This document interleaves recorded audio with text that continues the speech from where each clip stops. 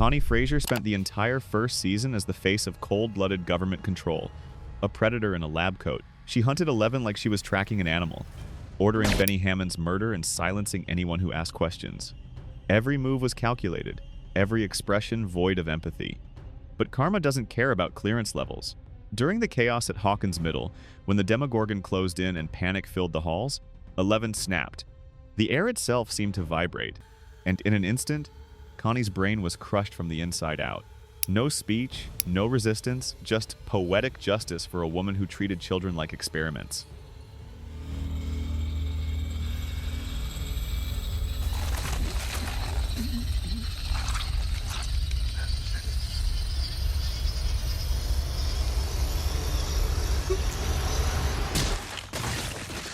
Jason Carver turned Hawkins' pain into paranoia.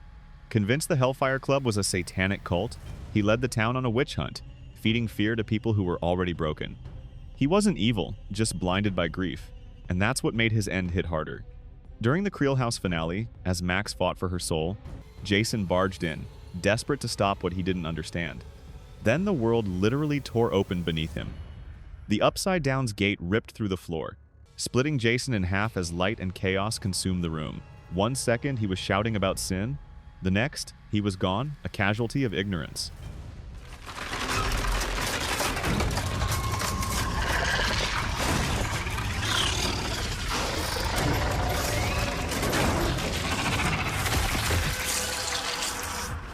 Among the many suits in Hawkins' lab, Agent Harmon stood out for one simple reason: he cared. Assigned to protect the Byers family, he didn't hesitate when bullets started flying.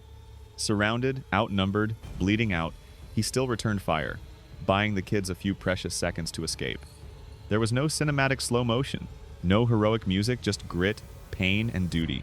His death was quiet but devastating, the kind of bravery that doesn't get remembered because it happens off to the side. Harmon proved that in Hawkins, even the good guys pay with their lives. Whoa. Is that real blood, man? Drive! Okay, all right. Oh my God, why is that guy on the gun? Drive! Hurry up! Grigory wasn't a man, he was a weapon. A walking slab of muscle and menace. The Russian enforcer who stalked Hopper through every hallway of Starcourt Mall. Their final fight felt like two forces of nature colliding: fists, blood, and brute will.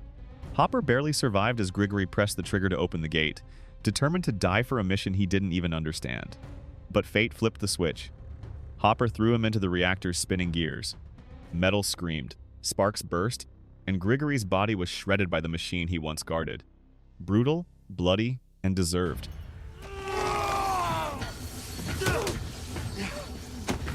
I'll see you in hell!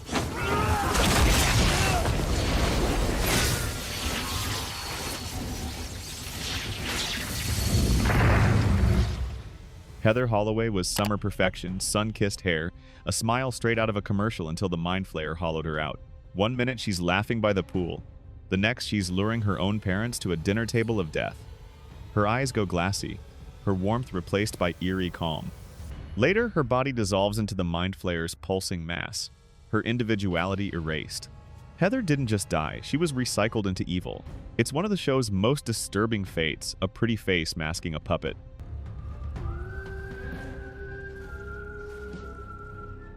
Fred Benson carried guilt like a ghost chained to his ankle. He'd hidden from the truth about the accident that killed someone years earlier, but Vecna sees what you hide. The vision starts small: whispers, warped faces, echoes of sirens. Then the hallucinations turn physical.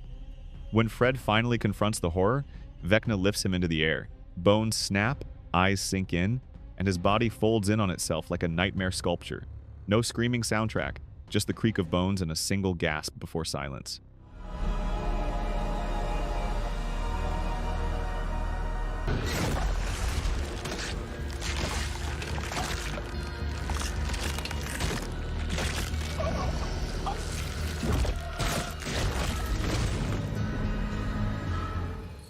Benny Hammond was the heart of Hawkins, a man who gave a hungry child food instead of judgment.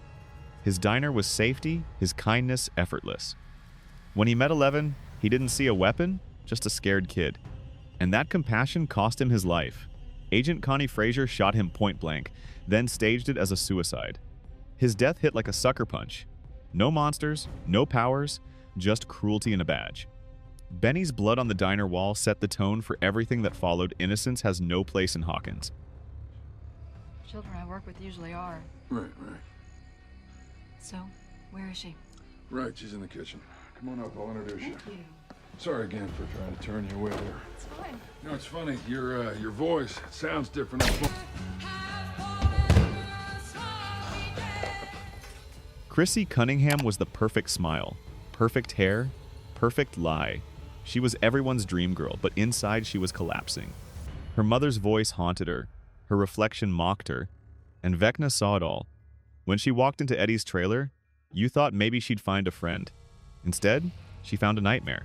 The lights flickered, her body lifted, bones cracked, eyes rolled white, a scene so brutal it felt wrong to watch. That moment was Stranger Things' turning point, innocence gone, replaced by dread.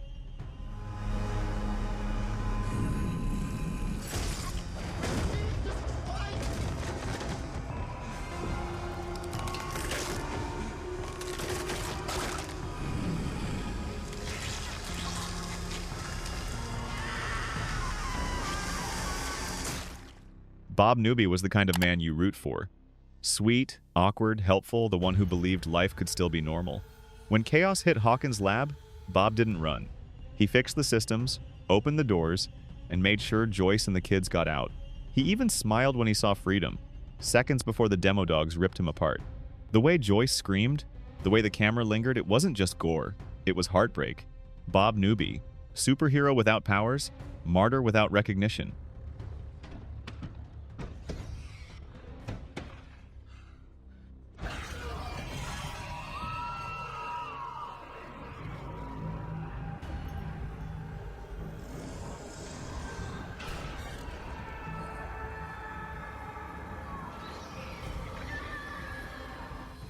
Eddie Munson was misunderstood from the start, the metalhead scapegoat everyone blamed.